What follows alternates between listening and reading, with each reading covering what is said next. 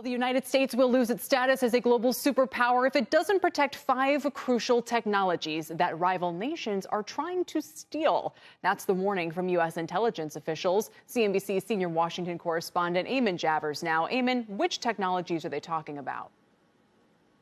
You know, Kelly, I went to a briefing yesterday at this enormous secure intelligence campus just outside of Washington, D.C., where officials laid out the sectors that they're worried about. Those sectors include artificial intelligence, the bioeconomy, autonomous systems, quantum computing, and semiconductors.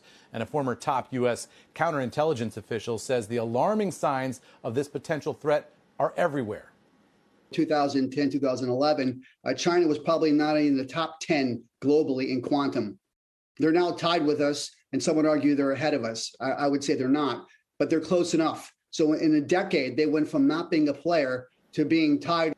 Now, officials said the biggest threat comes from China, but Russia is also of concern. Officials say they're worried that foreign theft of American technologies could not only rob the United States of economic leadership in these key sectors, but could threaten the U.S. ability to even remain active in those industries at all.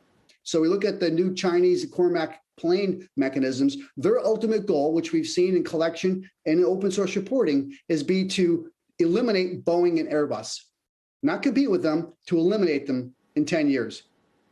In each area, officials said adversary nations have used a blend of legal and illegal methods ranging from hiring talent and mergers and acquisitions to old-fashioned hacking and spycraft to steal and replicate American technology. But government officials say companies can take several steps to mitigate their counterintelligence risks. Those include identifying your organization's crown jewels, setting security standards for your suppliers, your partners, and investors, and implementing an insider threat program.